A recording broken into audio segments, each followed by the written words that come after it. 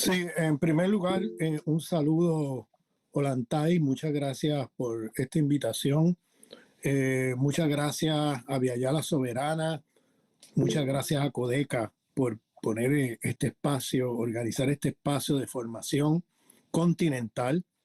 Eh, yo he estado pensando mucho por dónde empezar, ¿no? Porque eh, tengo el reto, el desafío de ser el primer ponente de este curso que va a durar varios meses, donde van a haber ponentes cada semana. Eh, entonces, en primer lugar, yo quisiera decir dos cosas de contexto. Ustedes, muchos me han escuchado a través de los videos, a través de mis artículos.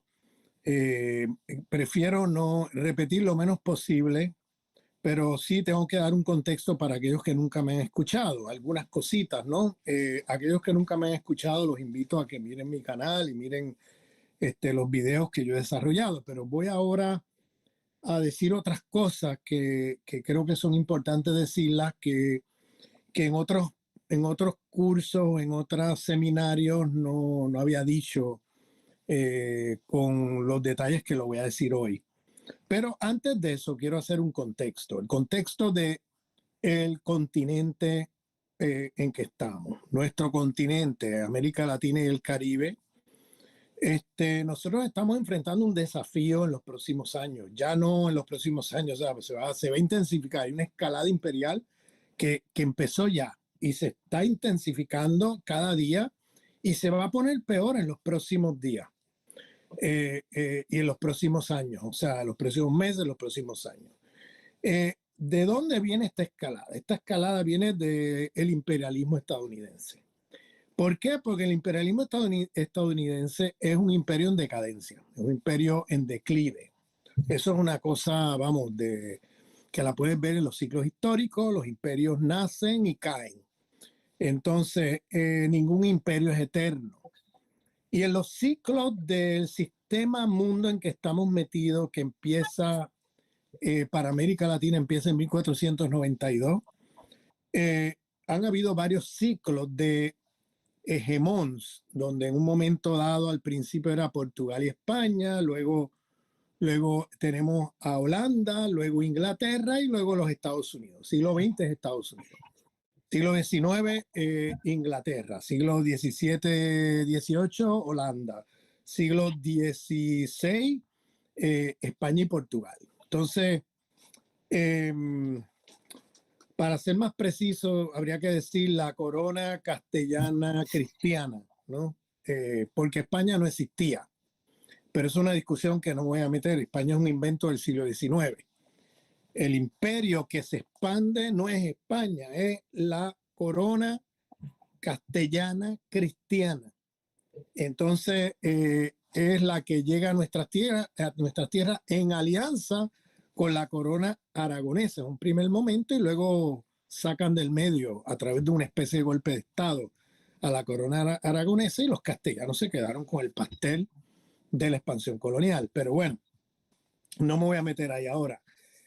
Sencillamente decir que el imperio estadounidense está en decadencia y en una crisis terminal como imperio. Es decir, el imperio estadounidense ha sufrido una caída en su economía. Ya no compite igual que competía hace 50 años. Tenemos nuevas potencias emergentes. Obviamente China, eso es como, disco rayado, pero hay otras potencias emergentes, no solamente China. Tenemos la India, tenemos Sudáfrica, tenemos Brasil, tenemos a través del mundo Irán, o sea, tenemos países que emergen con fuerza en la economía mundial, Rusia mismo, que hoy le hacen competencia al imperio estadounidense.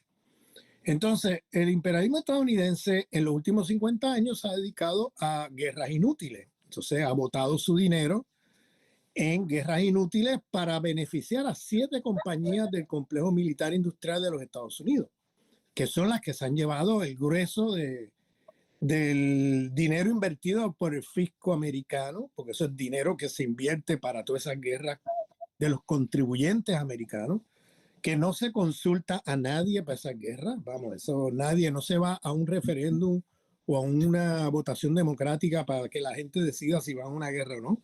Eso lo imponen las élites imperiales desde arriba y agarran el dinero de los contribuyentes estadounidenses, trabajadores, trabajadoras, etcétera, y para subsidiar estas guerras y a estas compañías que si no hay guerra se la tienen que inventar una guerra, porque sin guerra no vive, estas compañías no sobreviven, viven de guerra. Y como dije, si no hay guerra se la inventan. Entonces esto lo tenemos que tener claro, es una economía de guerra, la economía estadounidense. Entonces por eso necesitan guerra. Entonces cuando no hay guerra tienen que inventarse una nueva porque no pueden vivir sin guerra. Si ustedes miran la historia de Estados Unidos, sobre todo en los últimos 150 años, no ha habido, o sea, ha habido pocos años en que han estado sin guerra. Siempre están en guerra contra alguien. Y casi siempre esas guerras ellos mismos las manufacturan. Ellos mismos producen las guerras, las organizan, las planean. El imperialismo yanqui no hace guerras espontáneas. Ninguna guerra que hemos visto, y no me puedo meter en eso, pero yo doy clases de historia de Estados Unidos como profesor de estudios étnicos en la Universidad de California en Berkeley y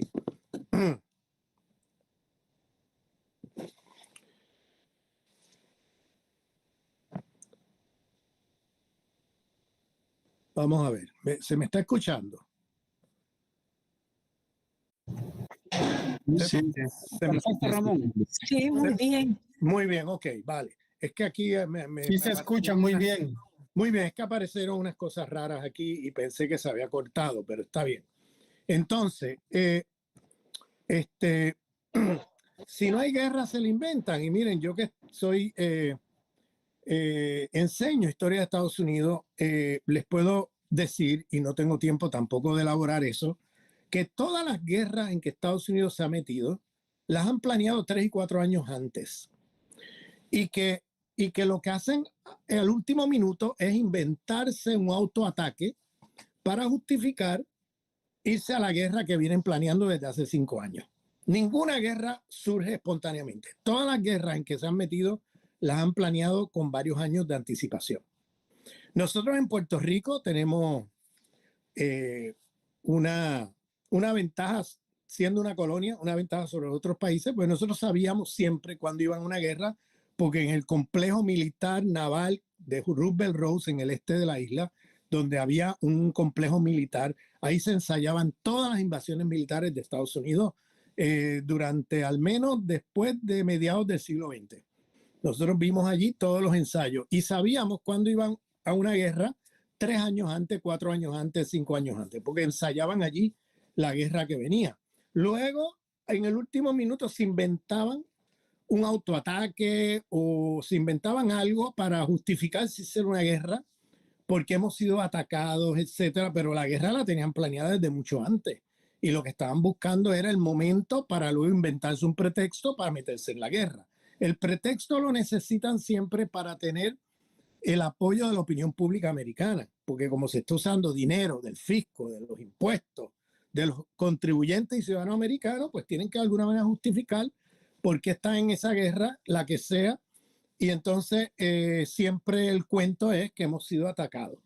Entonces, o es un autoataque o es un ataque que ellos mismos provocan que se haga y no hacen nada para que se dé, aunque se sacrifiquen vidas de ciudadanos americanos. Bien, y eso es una historia constante. No me puedo meter en eso aquí porque me voy a desviar 2 horas. Entonces, Estados Unidos es un país que tampoco respeta ningún acuerdo. Estados Unidos tiene una trayectoria de violar todos los acuerdos que hace. No respeta ninguno, todos los viola. Entonces, eso es muy importante también tenerlo en cuenta, porque estamos hablando de un imperio que no tiene palabra. No le puedes creer nada de lo que te dice. No se puede confiar ni un tantito así, como decía el Che Guevara. Eso que él decía era muy cierto. Y si tienen alguna duda, pregúntenle a los indígenas norteamericanos. Los indígenas norteamericanos tienen una historia de más de 200 años con Estados Unidos, donde cada acuerdo, cada pacto, los violan continuamente. Entonces, pero eso lo han hecho a escala mundial con países, con tratados, con todo. Entonces, ¿qué pasa? Estados Unidos es un imperio en decadencia que ya no compite de igual a igual con los otros imperios. Entonces, ¿qué tiene que hacer? Tiene que acudir ahora ya no se puede ir por las leyes del mercado que ellos mismos, el mismo imperio americano, puso un orden internacional después de la Segunda Guerra Mundial que se llama los tratados de Bretton Woods, pero ahora que no les sirven porque ya no pueden competir de igual a igual con nadie porque ya sus empresas se han quedado rezagadas tecnológicamente frente a otras potencias emergentes, pues los precios con que ellos venden es mucho mayor a los precios que venden la competencia. Entonces tienen que acudir a la guerra sucia. Ahora acuden a la guerra sucia, ya no a la competencia del mercado, sino a sanciones, a inventarse guerra, a agredir países, a bloquear económicamente países. O sea, un complejo de medidas para atacar la competencia. A China, han sancionado a China sin China haberles hecho nada. Y han sancionado un montón de países en el mundo porque ellos lo ven como peligro o como competencia o porque son países antiimperialistas que están defendiendo su soberanía en sus países o por siempre vamos a encontrar una gama de por favor, si pueden silenciar el micrófono. Entonces,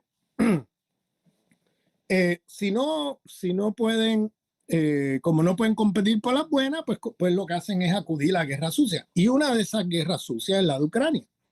Ustedes, si tienen alguna duda, siempre lo he dicho, pueden ver mis videos. Yo tengo videos de horas explicando cómo se manufacturó la guerra de Ucrania en Washington. Pueden ver mis videos, están por ahí, hay varios, tengo varios por ahí explicando eso. No me voy a meter en detalles, simplemente decir que la guerra de Ucrania fue manufacturada en Washington. Y el que tenga duda, métase en la página de la RAND Corporation, que es la RAND Corporation es un think tank de la CIA y el Pentágono, y hay un documento allí del 2019, 3 años antes de la guerra de Ucrania, que se llama Overextending Russia, sobreextendiendo a Rusia. Métanse ahí y van a ver el libreto de la película que estamos viendo en Ucrania. Y toda la estrategia de Estados Unidos ahí es muy sencilla. Cómo recuperar y recolonizar el mercado europeo ante el hecho de que el 40% de las importaciones del mercado europeo lo tiene Rusia, las empresas rusas. Entonces, eso es un mercado multimillonario en euros. Entonces, ¿qué hacen? Bueno, pues tienen que acudir a la guerra sucia para sacar las empresas rusas del mercado. ¿Cómo lo hacen? Provocando una guerra en Ucrania. Bueno, ¿cómo la provocaron? Todo el golpe de Estado del 2014, poner el poder neonazi cuyo objetivo es matar rusos y exterminar rusos. Bueno, es una historia larga de contar que no voy a hacer aquí, la he hecho ya en varios videos desde hace 2 años. Pero es una guerra manufacturada precisamente porque tiene tres objetivos. El primer objetivo es, obviamente, quedarse con el mercado, recolonizar el mercado europeo, sacar las empresas rusas, que son rusas sancionadas con esta guerra, sacan las empresas rusas del mercado y ahora vienen empresas americanas a reemplazar empresas rusas en materia de petróleo, de gas, de aluminio, de trigo y muchos otros renglones. Pero estos son los fundamentales. Y lo que hacen es que estas empresas americanas, que son empresas filantrópicas, pues venden a precio de monopolio. Es decir, ahora los pueblos europeos están pagando los platos rotos de la traición de sus élites que se han vendido al imperio estadounidense en esa guerra contra Rusia de la OTAN vía Ucrania. Entonces, hoy día, por ejemplo, la inflación galopante en Europa no la puedes entender sin la guerra de Ucrania, sin entender cómo Estados Unidos ocupó el mercado europeo, sacó las empresas rusas, se metieron sus empresas y ahora venden 5 y 7 veces más caro que lo que vendían las empresas rusas. Es decir, sacan a la competencia rusa del mercado. Luego, el segundo objetivo que tienen es sacar a China, porque la ruta de la seda, la conexión de la ruta de la seda entre Europa y China era vía territorio de la Federación Rusa. Al sancionar a Rusia y bloquear a Rusia, pues sacan de paso a Europa de la ruta de la seda con China. Otro objetivo es debilitar la propia economía europea, sobre todo la economía alemana, que la economía alemana es uno de los países más industrialmente poderosos del mundo. ¿Y qué han hecho? Destruir la industria alemana vía los costos de producción, es decir, con la inflación, con el gas caro, con el petróleo caro, que ya no consiguen de Rusia, que tienen que comprárselo obligadamente a los americanos, 7 veces más caro, pues ya las empresas alemanas no pueden competir en el mercado, tienen que cerrar e irse. Muchas de ellas se están yendo a China. Y la industrialización de Alemania se está yendo por un barranco, ¿no? Entonces, han golpeado varios al mismo tiempo, simultáneamente, golpearon a Rusia, recolonizaron el mercado europeo, destruyen Alemania y de paso sacan a China del medio. Eso es un proceso de recolonización. Europa se ha puertorriqueñizado, se ha hecho una colonia de los Estados Unidos. Entonces,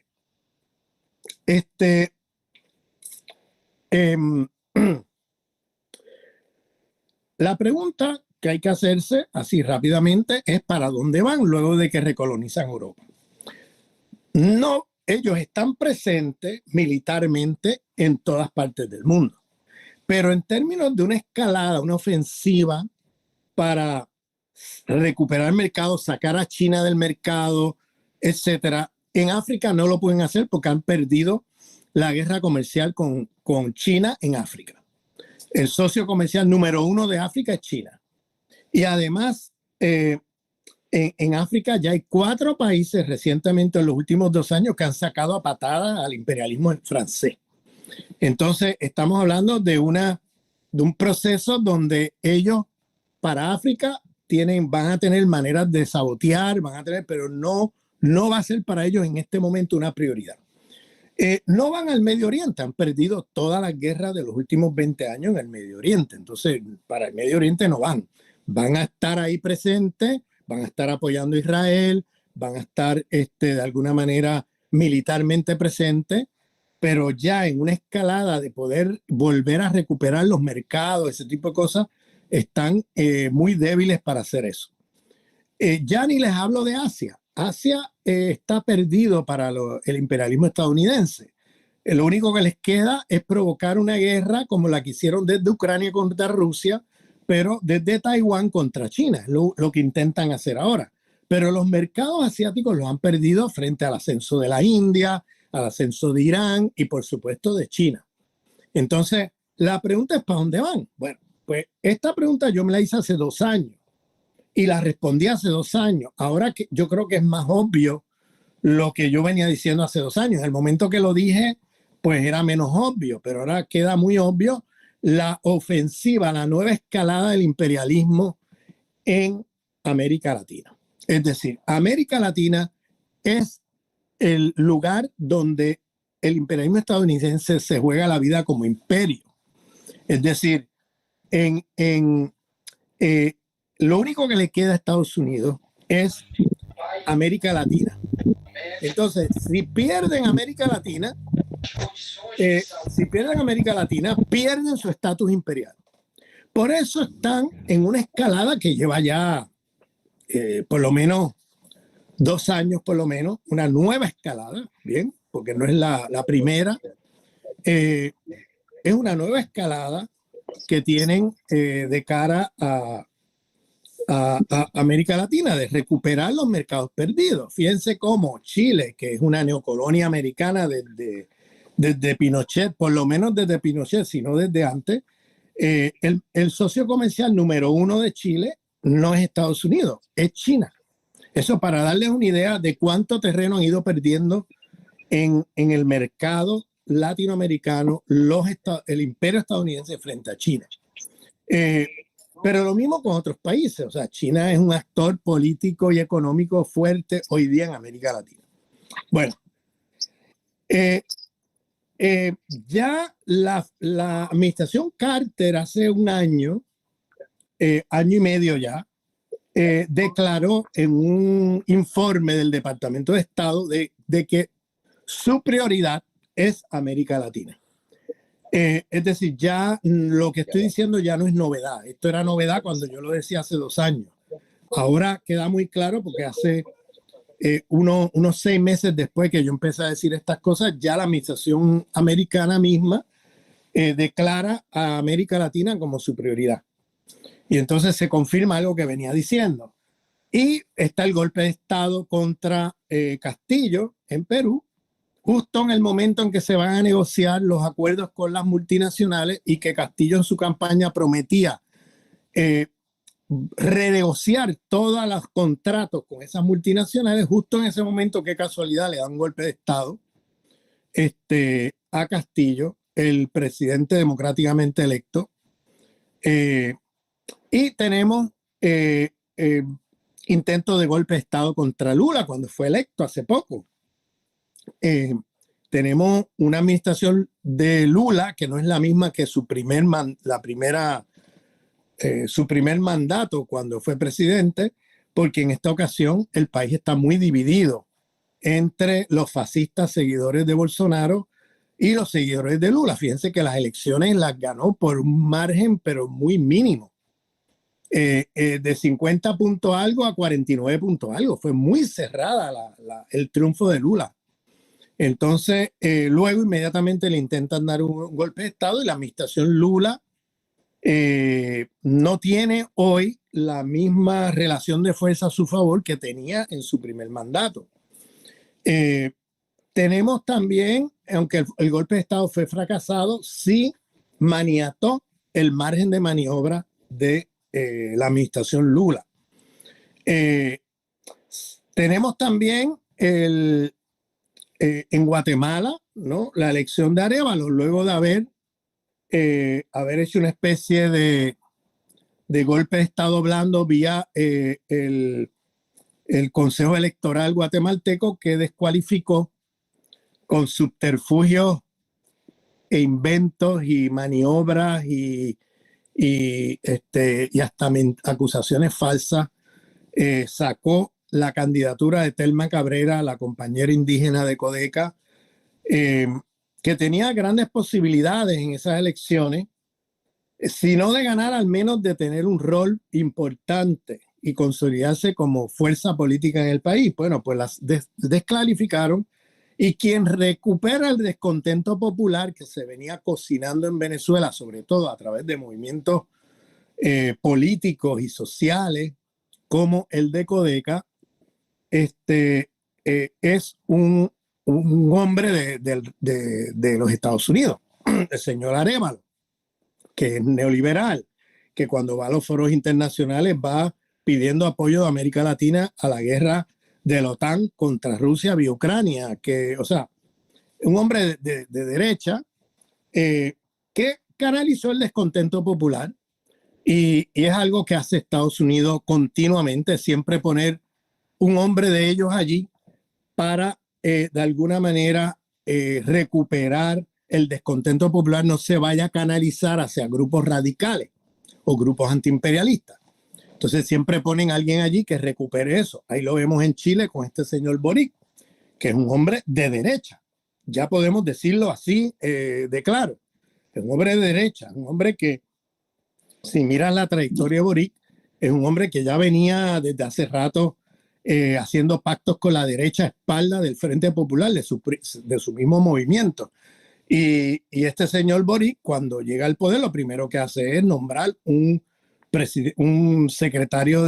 ministro de Economía neoliberal, lo que continúa la militarización de los territorios mapuches, reprime al propio movimiento que lo puso en la silla, pone allí también en su política exterior. Cuando va a la política exterior, vemos cómo va organizando, donde quiera que va en los foros internacionales, va llamando a apoyar a la OTAN contra Rusia y Ucrania. Se ha hecho muy amiguito de Zelensky, y siempre va a esos foros internacionales a atacar a Venezuela, Cuba, etcétera. Lo cual muestra que la política exterior y la política doméstica sigue políticas de derecha. Vamos, no son políticas de izquierda. Sigue la represión de la derecha contra los movimientos populares y el movimiento indígena mapuche. Sigue el neoliberalismo y sigue con la política exterior alineada a los Estados Unidos. Entonces, aquí tenemos ¿no? un cuadro que cuando vamos por la región empezamos a ver que hay una ofensiva del imperio para recuperar mercados perdidos y para canalizar el descontento popular en la dirección que a ellos les interesa.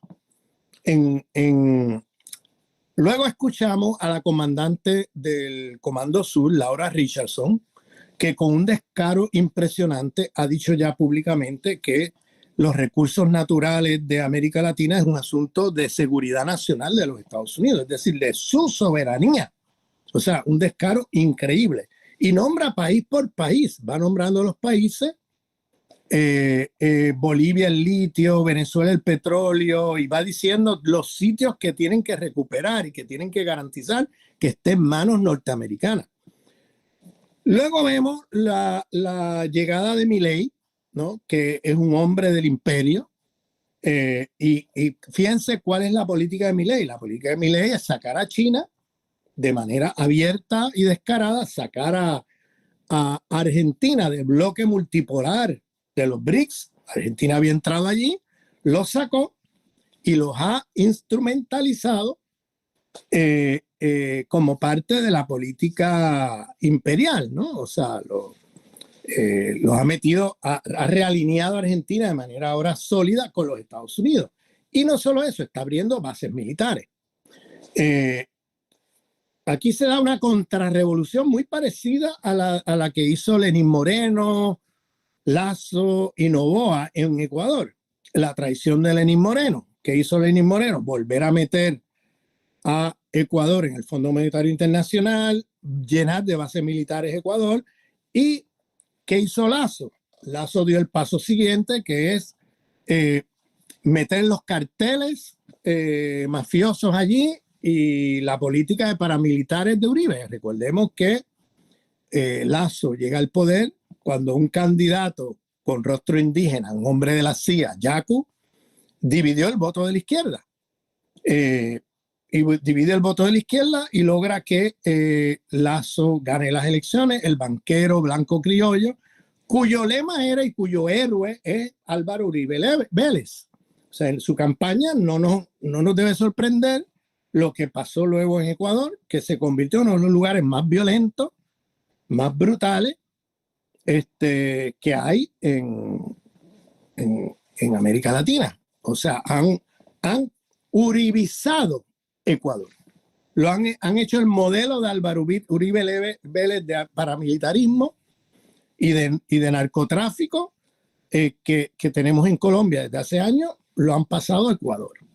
Y eso no nos debe sorprender porque este señor Lasso lo prometió en su campaña política. Era una promesa de campaña seguir el modelo de su héroe Álvaro Uribe Vélez. Entonces, hoy día, fíjense a lo que llegamos, o sea, donde Noboa, el heredero de todo ese proceso de derechización del Ecuador, invade la embajada mexicana. Y vimos allí la invasión a la embajada americana y el secuestro de un asilado en la embajada, que fue vicepresidente de Ecuador, que ya cumplió en la cárcel condena de falsas acusaciones y ahora lo quieren volver a procesar y bueno, lo han secuestrado desde la embajada con una invasión militar del gobierno de Ecuador a la embajada mexicana. Bueno, todo esto simplemente va a decir, miren, viene una nueva escalada. Y esa nueva escalada también la podemos ver no solamente para sacar a China de los mercados de los países existentes en América Latina, sino también destruir los gobiernos soberanistas. Las sanciones hacia Cuba, hacia Nicaragua, hacia Venezuela, se han multiplicado de una manera brutal. Las sanciones como una especie de guerra genocida contra los pueblos. Es una muerte lenta porque van atacando todo lo que es la salud del pueblo, la alimentación del pueblo, etcétera. El acceso a medicinas, ¿no? Y está afectando muy seriamente a estos países. Y claro, por el Esequibo se están inventando a través del Esequibo un viejo reclamo del imperialismo británico vía el Estado de Guyana con la ExxonMobil, que es la que está detrás de este reclamo, para reclamar territorios venezolanos ricos en petróleo y tratar de llegar a la franja del Orinoco, que es donde están los pozos petroleros más grandes del planeta Tierra. Entonces, por ahí vemos también una escalada que luego de las elecciones presidenciales estadounidenses, yo creo que se va a intensificar contra Venezuela y que van a intentar de alguna manera hacer una escalada militar de recuperación de pozos petroleros, y el asunto del Esequibo se convierte en la bandera de lucha del imperialismo para intentar meterle la mano a los pozos, a los lugares más ricos en pozos petroleros de Venezuela. Entonces, la señora del Comando Sur lo ha dicho abiertamente. Fíjense que va a Argentina y abre una base militar allá en el sur en el cono sur de la Argentina. El señor Milei aplaudiéndola y aprobándola. Tenemos ahora el crecimiento de bases militares en la Argentina. Bien, tenemos ahora el realineamiento de Argentina con el mundo unipolar. O sea, todo esto en el caso de Bolivia estamos viendo también un potencial de que la derecha vuelva, sobre todo con las divisiones que están habiendo al interior del movimiento del MAS. Hay unas divisiones ahí muy fuertes que si no se resuelven, pues le van a abrir las puertas ya no a través de un golpe de Estado, sino a través por la vía electoral a la derecha. Y la derecha en Bolivia ya sabemos que viene con venganza. Ya vimos lo que hicieron durante el año del golpe de Estado y la dictadura que pusieron allí. Las matanzas contra los pueblos originarios, el saqueo que hicieron en Bolivia, y luego que se dividen, pierden el proceso político, pierden las elecciones. Entonces se ha podido procesar a algunos de estos golpistas, pero la derecha va a volver si el gobierno del MAS no pone su casa en orden, porque las divisiones internas son de lo que vive el imperialismo. El imperialismo vive de divide y vencerá. Entonces, la división es lo que ayuda al imperialismo a echar adelante. Entonces, tenemos también un mundo donde tenemos el bloque de Davos.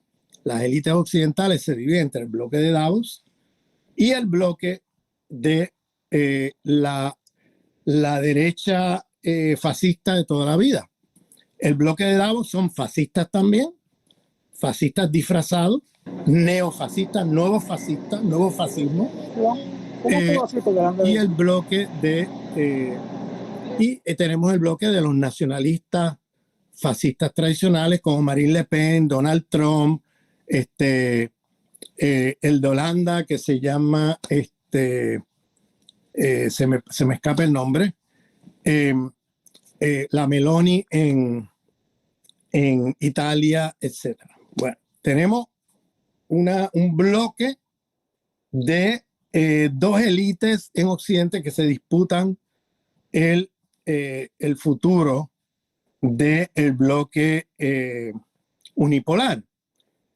Los de Davos tienen un proyecto que hay que nombrarles, un proyecto genocida. Es un proyecto, ellos reconocen una serie de problemas, y si usted no está atento, usted se podrá confundir y creerse que es que tienen un programa de izquierda. Hay mucha socialdemocracia o pseudoizquierda que se compra el proyecto de Davos y no se dan cuenta que detrás de eso, cuando miras las soluciones, estamos hablando de pesadillas globales. Ellos quieren eliminar el Estado-Nación no para ser un Estado multinacional. Eliminan el Estado-Nación para tener un gobierno mundial desde el cual controlar el mundo. Es decir, eliminar los estados del mundo. Tenemos la extrema derecha imperialista tipo Marine Le Pen y Trump que chocan con eso porque lo de ellos es tener el poder del Estado, recuperar y fortalecer el poder del Estado imperialista. En el caso son nacionalistas, por supuesto, y quieren el poder de su Estado como el país imperialista que siga adelante. En cambio, los de Davos quieren disolver los estados y crear un Estado mundial desde el cual controlar el mundo a través de nuevas tecnologías. Están usando las nuevas tecnologías cognitivas para precisamente la inteligencia artificial, todas estas cosas, para tener un mayor control de la subjetividad y de las decisiones políticas a escala mundial. Entonces, tenemos el concepto de transhumanismo. Mientras que la extrema derecha defiende el humanismo clásico, burgués, racista, imperialista, la derecha clásica, ¿no? Fascista, estos de Davos, neofascistas, nuevo fascismo, hablan de transhumanismo, de superar la condición humana, de pasar a otro, de robotizar a los seres humanos, de ponernos chips en la cabeza para controlarlos mejor, de eliminar seres humanos y reemplazarlos por robots en los procesos productivos, etcétera, etcétera, incluso en los procesos represivos, incluso en las guerras. Vamos, estamos hablando de distopías. Sobre el tema de sexualidad y género, los tradicionales fascistas son abiertamente patriarcales, homófobos, etc.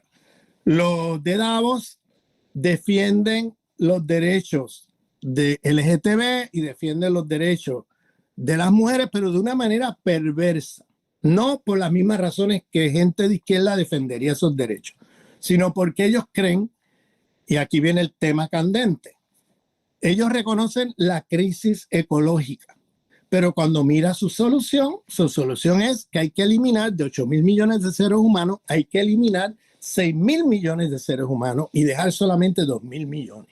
Ese es el cálculo que hacen. Entonces, para ello, el salvar el planeta ecológicamente constituye un genocidio global. Ellos son ecomalthusianos. ¿Se acuerdan del economista británico Malthus, que decía en el siglo XVIII y XIX, el británico, que decía que la pobreza y el desempleo no es debido a un sistema capitalista estructural de dominación y explotación, sino que es que hay muchos seres humanos, es un problema demográfico. Y se trata entonces de reducir la población del mundo. Esa era la solución que daba Malthus. Bueno, esta gente en el siglo XXI recicla las teorías de Malthus, pero ya no les interesa el tema de, ya el tema no es la pobreza y el desempleo, sino que el tema es el desastre ecológico. Entonces ellos se plantean que la solución al desastre ecológico no es porque hay un sistema civilizatorio, estructural, destructivo de la vida y que hay que cambiar ese sistema y esas estructuras de dominación, sino que para ellos el problema es un problema de que hay muchos seres humanos y que hay que reducir entonces la población del mundo significativamente. Para reducir de 8.000 millones a 2.000 millones de seres humanos, necesariamente tienes que tener un plan genocida. Un plan genocida. Entonces, en resumen, las élites fascistas de toda la vida defienden el sistema capitalista, quieren salvar al capitalismo de los capitalistas, quieren salvar al capitalismo de la crisis capitalista producida por los capitalistas. Los de Davos dan por perdido el sistema capitalista y se están planteando la creación de un nuevo sistema de dominación donde el 1% quede arriba, no se caiga con la caída y el colapso de este sistema. Ellos quieren salvar sus intereses, sus privilegios, su riqueza, creando un nuevo sistema histórico peor que este. Alguna gente usa el término tecnofeudalismo para hablar de ese nuevo sistema que se están inventando desde Davos, usando nuevas tecnologías. Y claro, el tema es que usando lo que se llama capitalismo digital, que realmente ellos le llaman, estos teóricos del tecnofeudalismo, una especie de renta feudal, porque como igual que en el medievo, la gente que se paraba un mercado a vender una mercancía tenían que pagar una renta usurera al señor feudal. De la misma manera pasa con estas plataformas digitales, donde hay que pagarle una cantidad enorme de la ganancia de usurero, o sea, usurera, como renta al dueño de la plataforma, que es una especie de señor feudal tecnológico, ¿no? Por eso le llaman tecnofeudalismo, donde ahora tú no compras nada, pero tienes que pagar una suscripción para todo lo que tú usas. Ya tú no tienes nada, pero para poder usar cualquier cosa, lo tienes que rentar, lo tienes que alquilar y tienes que pagar una cuota mensual. Y se dieron cuenta que ganan más de esa manera a través del rentismo que a través de la venta de mercancía. Bien, sino rentando mercancía y rentando productos digitales y cosas por el estilo. Entonces, bueno, no voy a seguir metiéndome en esto porque nos podemos quedar aquí mucho tiempo, sencillamente para decir que estamos en un momento de bifurcación sistémico donde el sistema puede ir hacia algo peor o hacia algo mejor, dependiendo de la agencia histórica de los movimientos en el mundo hoy. Entonces, hoy se hace más necesario que nunca el antiimperialismo. Y esto es lo que yo quería dedicar un tiempo aquí a conversar. El antiimperialismo vuelve con fuerza. No podemos caer, hay dos corrientes que tenemos que tener mucho cuidado cuando se habla de lo de colonial. Hoy día tenemos un imperialismo interseccional, donde el imperialismo a través de USAID y a través de fundaciones de la CIA transfiere dinero a movimientos sociales en América Latina y en el mundo, movimientos feministas, movimientos ecologistas, movimientos antirracistas, incluso movimientos obreros, anticapitalistas, siempre y cuando, incluso movimientos también antirracistas, siempre y cuando no sean antiimperialistas.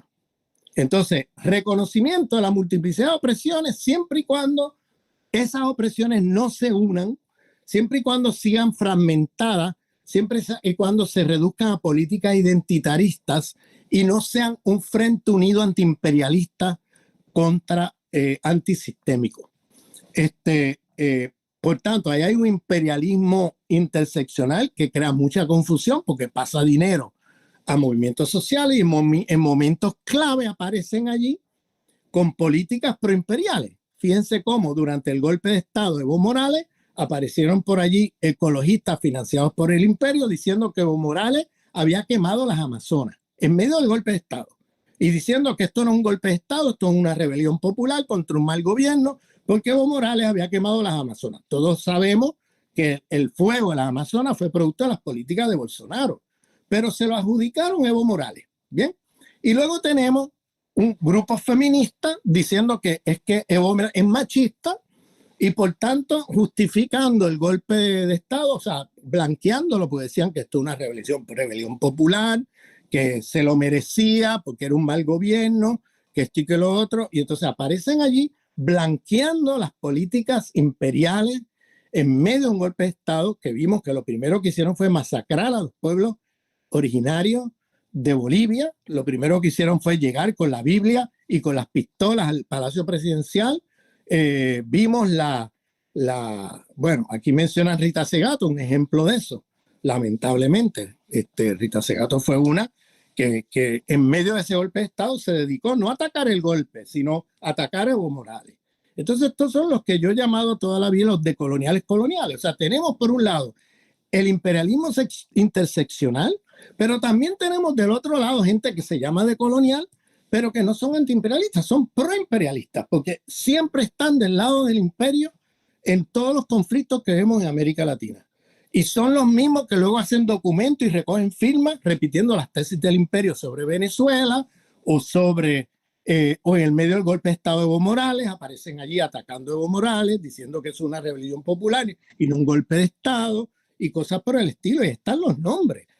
Raúl Civechi, Silvia Rivera Cusicanqui, Luis Tapia, Rita Segato, el Chato Prado. O sea, podemos ir sobre la lista de toda esa gente que en medio de eso se enfangaron, en medio de un golpe de Estado imperialista, racista, oligárquico, poniéndose del lado del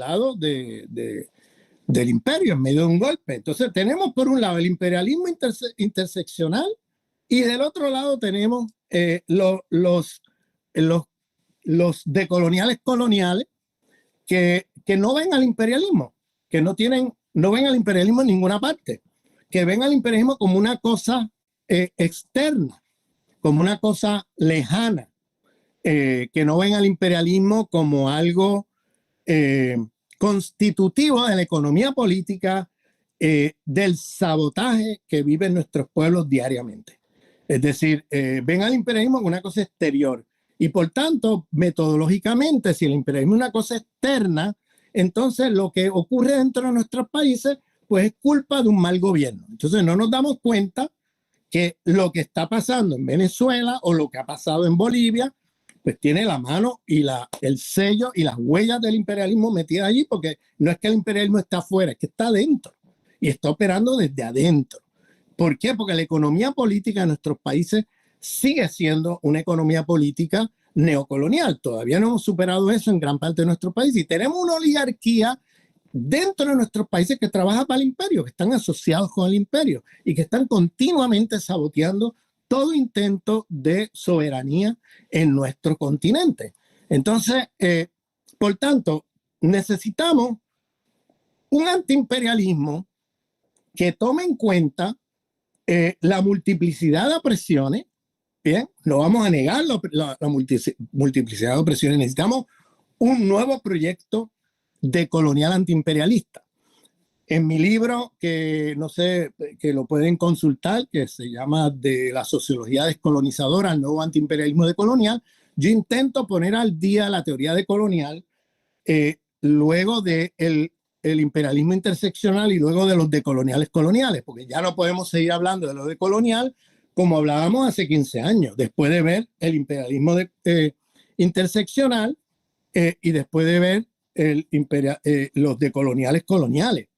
¿Qué pasa con los decoloniales coloniales? Ellos hacen una crítica al proyecto civilizatorio, pero hablan del proyecto civilizatorio como si el proyecto civilizatorio y el imperialismo estuvieran de alguna manera desconectados. O sea, no aterrizan en la materia, en cómo el sistema imperialista mundial es quienes materializan y encarnan el proyecto civilizatorio destructivo de la vida de la modernidad capitalista occidental. Es decir, no podemos separar el sistema imperialista del proyecto civilizatorio que estamos criticando y contra el cual estamos luchando. Si hablamos de un proyecto civilizatorio de muerte de manera abstracta y no lo vinculamos a la lucha antiimperialista, entonces no hay política, lo que hay es moral, una crítica moral al sistema sin política, sin poder transformar el sistema. Para que tengamos política tenemos que teóricamente entender que el sistema civilizatorio no opera en abstracto. El sistema civilizatorio moderno, capitalista occidental, está encarnado y materializado en un sistema imperialista de ya varios siglos, que es el que produce y reproduce todas las opresiones múltiples, patriarcales, racistas, ecologicidas, capitalistas, explotadoras, etcétera, eurocéntricas, ecologicidas y todo eso, que son la que materializa el sistema civilizatorio moderno colonial. Bien, entonces yo intento poner al día la teoría decolonial a partir de estas dos corrientes. Entonces, tenemos lo siguiente. A la hora de pensar un proyecto antiimperialista, necesitamos entonces ponernos al día sobre qué sería una política antiimperialista. Necesitamos que haya un reconocimiento en la lucha antiimperialista como lo definieron las feministas negras. Las feministas negras siempre fueron antes y primero que nada antiimperialistas y siempre decían que la multiplicidad de opresiones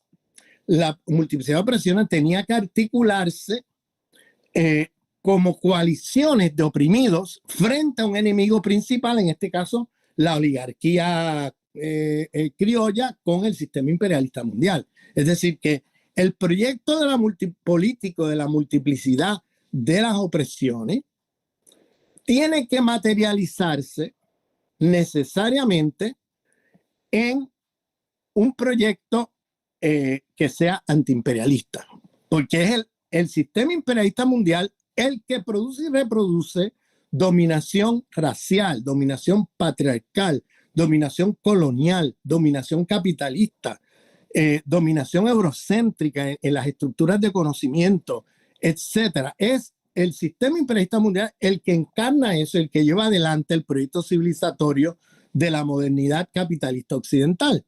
Entonces, si queremos descolonizarnos de ese sistema, tenemos que necesariamente hacer una lucha antiimperialista que tome en cuenta la multiplicidad de opresiones.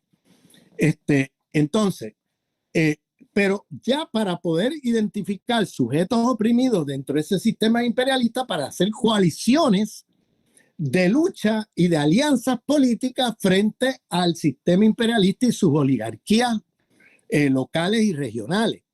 Entonces, parte de lo que nosotros nos ha pasado hoy día es que la política, la crítica de colonial se ha hecho crítica moral y no crítica política, porque no tenemos una claridad en qué significa una política antiimperialista. O sea, una política antiimperialista tenemos que volver sobre esa historia, porque esa historia a las nuevas generaciones han sido recortadas de la memoria de esa historia.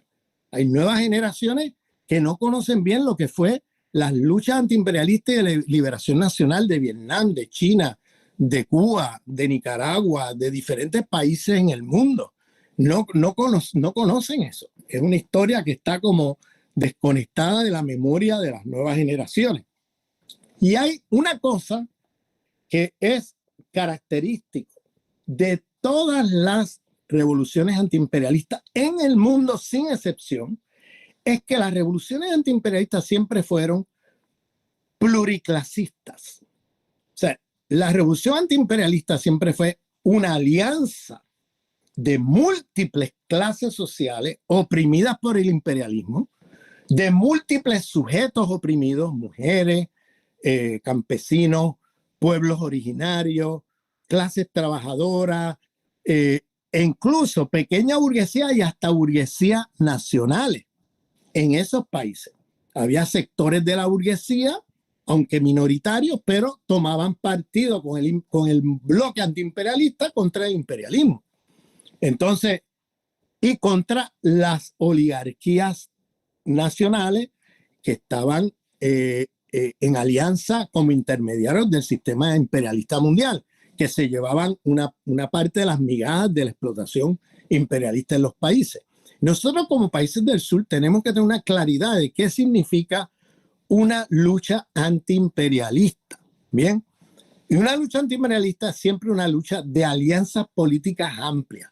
Nunca hay una lucha antiimperialista donde un solo sector del pueblo se levanta contra el imperialismo y triunfa en una revolución. Eso nunca es así. Siempre es una alianza policlasista, una alianza de múltiples organizaciones políticas, sindicales, civiles, etcétera. ¿Por qué? Porque el sistema imperialista es un sistema militarmente, económicamente muy poderoso. Entonces, para poderlo vencer, tenemos que tener la mayor amplia alianza política del pueblo contra el imperialismo y sus secuaces en nuestros países.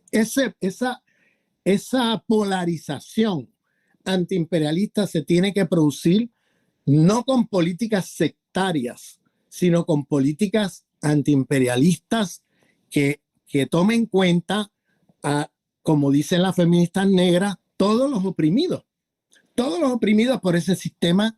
Tenemos que hacer entonces coaliciones de apoyo mutuo a las diferentes demandas de los diferentes sujetos oprimidos y generar un bloque antiimperialista amplio de todo el pueblo definido al pueblo como todos los oprimidos por el sistema imperialista, con un programa amplio que tenga allí reflejado los intereses de los diferentes grupos dentro de esa coalición antiimperialista. La revolución sandinista se hizo en alianza y en un bloque popular contra el imperialismo, donde habían sectores de la burguesía nacional. La revolución cubana igual, la revolución vietnamita, la revolución china, todas las revoluciones antiimperialistas en el mundo siempre tuvieron ese carácter amplio. En la revolución socialista de octubre en Moscú, pues era una revolución fundamentalmente, la revolución de octubre, ¿no? La revolución socialista proletaria de los bolcheviques era una revolución fundamentalmente de una alianza entre el proletariado y campesinos pobres. Y por tanto era una revolución socialista por el carácter de las alianzas. No era una alianza de todo el pueblo contra un imperialismo, porque el imperialismo era el mismo Estado ruso, el Estado zarista. El Estado, perdón, en este caso ya no era zarista, era el gobierno democrático burgués después de la Revolución de Febrero. Y claro, las alianzas políticas se hacen de otra manera, porque en una revolución socialista, pues ya la alianza con sectores de la burguesía o sectores hasta de la pequeña burguesía, pues no es necesaria. Pero en nuestros países, en el tercer mundo, el carácter de la revolución es muy diferente, porque nosotros nos enfrentamos no a una revolución socialista contra la burguesía de nuestro país, nos enfrentamos al sistema imperialista mundial. Nos estamos enfrentando a un bloque de imperios contra países del sur que necesitamos entonces la mayor alianza posible. En el lenguaje del socialismo del siglo XX, esto se justificaba bajo la teoría de los modos de producción. Se decía que los países del tercer mundo son atrasados, que los otros son avanzados, que los países del tercer mundo tienen modos de producción precapitalistas, mientras que los otros son capitalistas y por tanto había que hacer una reducción en etapas. Ese tipo de análisis reduccionista económico me parece problemático. Yo creo que aquí habría que revisar el socialismo del siglo XX en ese sentido. Lo que justificaba la alianza amplia con un frente policlasista, un frente plural ideológicamente, tiene que ser plural. Lo que lo justificaba no era si había modos de producción, si había atraso avanzado, atrasado, desarrollado, subdesarrollado, este lenguaje ya problemático, ¿no? de la economía, de los economistas del imperio, sino habría que hablar más bien de las relaciones de fuerza y de las alianzas políticas que se requieren para vencer a un enemigo tan poderoso como el imperialismo. No es tanto un tema de atraso o avanzado, porque ese tipo de lenguaje es muy problemático, porque no hay tal cosa como atraso avanzado. Lo que se trata es del saqueo de una parte del mundo sobre otra parte del mundo. O sea, la pobreza en un lado es la riqueza en el otro, porque el sistema capitalista mundial, en la División Internacional de Trabajo, se da una superexplotación de los centros metropolitanos sobre el sur global. Entonces, no es un tema de atraso o avanzado, es un tema de saqueo, ¿no? De países que se enriquecen saqueando a otros y países que se empobrecen siendo saqueados por otros. Entonces, por tanto, el problema no es tanto si eres atrasado o avanzado, el problema es las alianzas políticas que son necesarias para vencer al imperialismo. Entonces, en una política, para hacer política antiimperialista, necesariamente tenemos que tener un frente que sea pluralista ideológicamente, pero que sea también pluralista en términos de clase social, en términos de sectores oprimidos, que esté allí mujeres, sectores LGTB oprimidos por razones de sexualidad, sectores oprimidos por razones raciales, o sea, que esté una gama de pueblos, una gama de grupos, de sectores, de clases sociales que se puedan unir frente a un enemigo común como el sistema imperialista. Y cada uno de esos grupos tiene que tener reflejado allí sus demandas en un programa que tiene que ser pluriversal. No puede ser universal. El programa antiimperialista no puede ser universal, no puede ser que uno define para todos cuál es el programa político y qué es lo mejor para todos.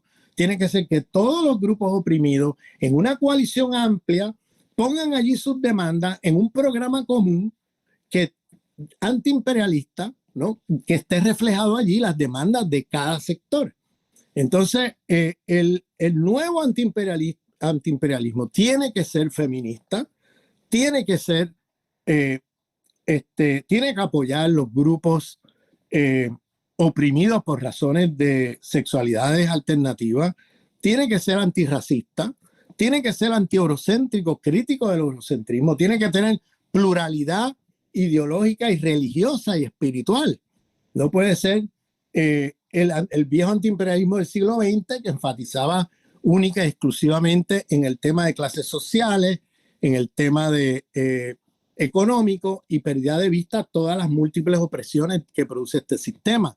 Entonces, lo de colonial tiene que tener esa multiplicidad de opresiones, pero siempre teniendo como criterio crear una alianza política amplia frente al sistema imperialista y sus representantes en nuestros países, en este caso las oligarquías criollas.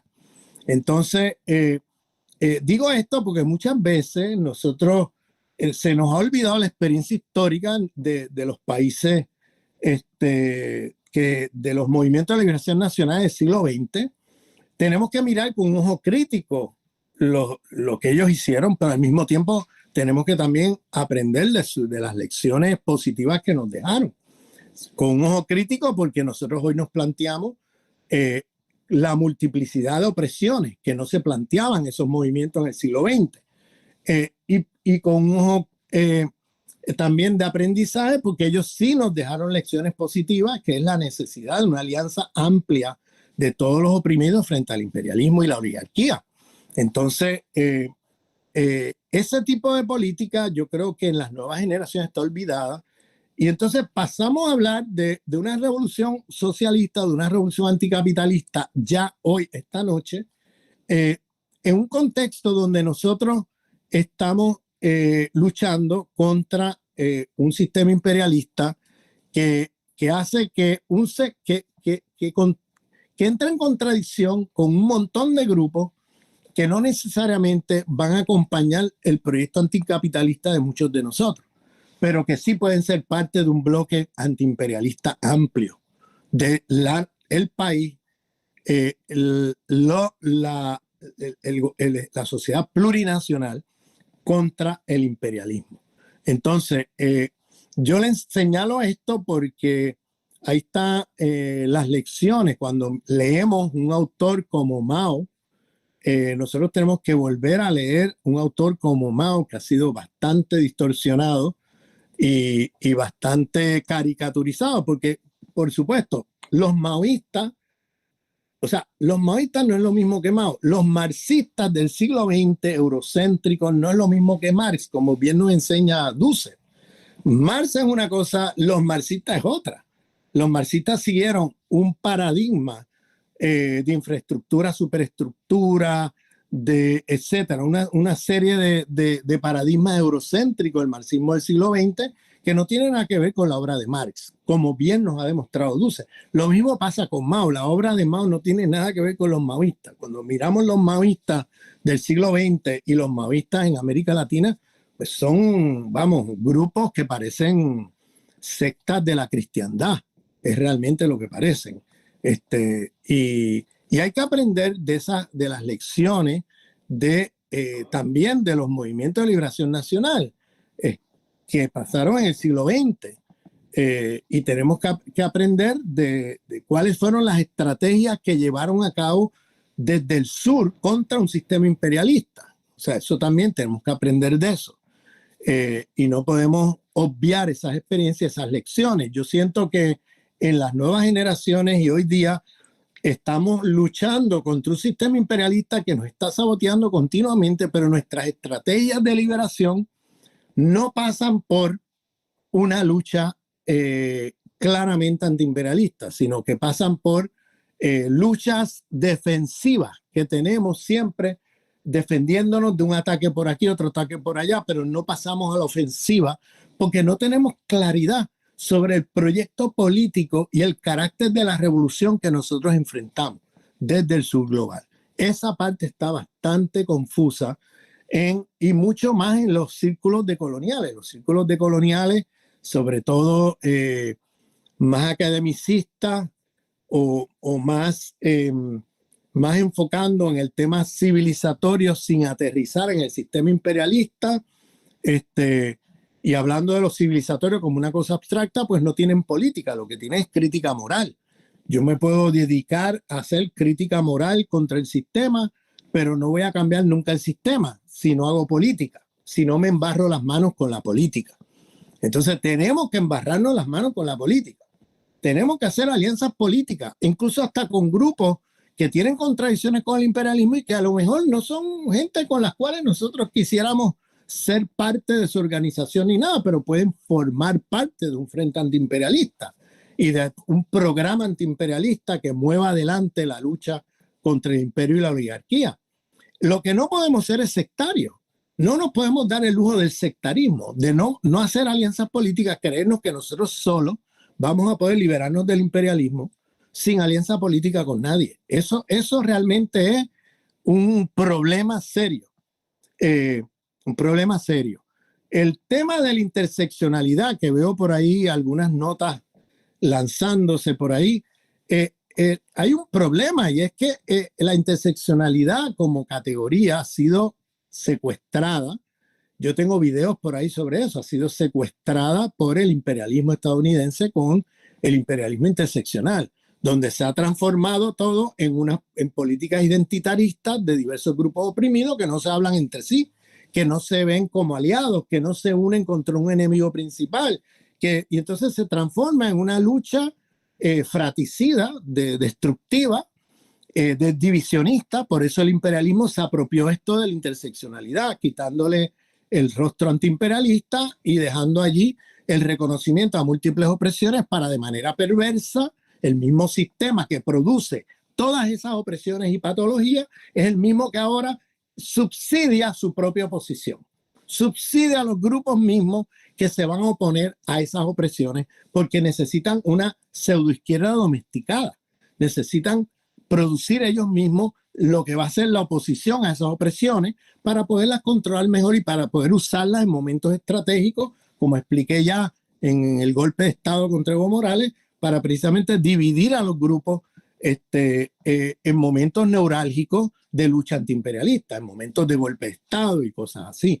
Entonces, mi llamado es a que tenemos que tener un nuevo antiimperialismo decolonial, que no puede ser como el del siglo XX, bien, que no reconocía la multiplicidad de opresiones, que era economicista en su mirada de las alianzas políticas, pero que aprendiendo de lo positivo de esos movimientos, que nosotros entendamos que el carácter de un movimiento antiimperialista es siempre amplio, es siempre alianzas políticas lo más amplia posible, incluyendo hasta sectores de fracciones de la burguesía nacional que se puedan atraer del lado del bloque antiimperialista contra el imperio. Entonces, así han sido todas las revoluciones del sur global. No ha habido una sola que tú puedas decir, bueno, pues esto fue como la Revolución de Octubre, fueron solamente los obreros con los campesinos y ya. No hubo ninguna revolución del tercer mundo que no fuera policlasista, pluralista, en el sentido de la alianza política, que no sea antiimperialista en el sentido amplio de alianza política de todos los que se puedan unir, unámoslo. No fue una revolución de campesinos pobres y proletarios y ya, como fue la Revolución de Octubre. Es decir, el carácter de la Revolución del Sur global no es socialista, no es socialista en el sentido sino que puede ser anticapitalista y puede ser hasta socialista como proceso ininterrumpido de lucha revolucionaria contra el imperialismo, derrotas al imperialismo, como pasó en muchos países del sur global, y luego pasaron a una etapa, un intento de derrotar el sistema capitalista, una etapa de revolución socialista, como se llamó en el siglo XX. Hoy día, a lo mejor tengamos que cambiar los términos, a lo mejor ya el término revolución socialista está obsoleta y habría que hablar de un nuevo proyecto civilizatorio transmoderno, antiimperialista, hacia la fundación de un nuevo sistema civilizatorio. Entonces, y llamarle a lo mejor de otra manera, pero estoy mencionando aquí términos que vienen del siglo XX y que fueron importantes en su momento para los procesos revolucionarios, que una vez hicieron el proceso de revolución antiimperialista, anticolonialista, nacional contra el imperio, luego pasaron a las contradicciones con su propia burguesía y pasaron a ser revoluciones anticapitalistas. Entonces, pero la revolución anticapitalista no fue el carácter inicial de la revolución contra el imperialismo, porque en ese momento las alianzas tienen que ser mucho más amplias, precisamente por la relación de fuerza del imperio en términos políticos, militares y económicos. Entonces necesita la alianza más amplia posible de nuestros países para poder derrotar al imperialismo y pasar a otra cosa. Esa es la situación de nuestros países. En los países imperialistas es diferente, porque los países imperialistas, como no están siendo oprimidos por ningún imperialismo, ellos mismos son imperialistas, pues el carácter de la revolución adquiere otras dimensiones, porque ahí sí se puede plantear una revolución de trabajadores, campesinos pobres, de otros sectores, ¿no? Y no tiene que ser tan amplia la relación de fuerza, porque es el mismo Estado propio el que es imperialista, no es que estás oprimido por un Estado imperialista externo, que eso plantea otra situación, porque nuestros países del sur son países política y militarmente más débiles frente a los imperios del norte, que son político-militarmente maquinarias de guerra. Entonces necesitamos alianzas políticas mucho más amplias. Entonces yo justifico las alianzas políticas no porque haya que hacer etapas económicas, no porque haya un atraso económico como lo hacía el socialismo del siglo XX, sino porque necesitamos la relación de fuerza más favorable posible para derrotar un enemigo tan poderoso como el imperialismo. Entonces, por tanto, es un tema de relación de fuerza, de quién es el enemigo principal y todos los sectores que pueden ser unidos frente a ese enemigo. Una vez derrotas al imperialismo, entonces el enemigo principal cambia, porque ahora probablemente el enemigo principal ya no es el imperialismo, porque lo derrotaste, es quizás la burguesía nacional, la misma burguesía nacional con la que te aliaste contra el imperialismo. Y a lo mejor ahí van a haber contradicciones que van a hacer pasar o radicalizar la revolución más allá del capitalismo, etcétera. ¿Qué es lo que pasó en gran parte de los países del sur? Que hubo una revolución ininterrumpida del antiimperialismo a más adelante el anticapitalismo. Entonces, bueno, con esto termino aquí para abrirlo a discusión.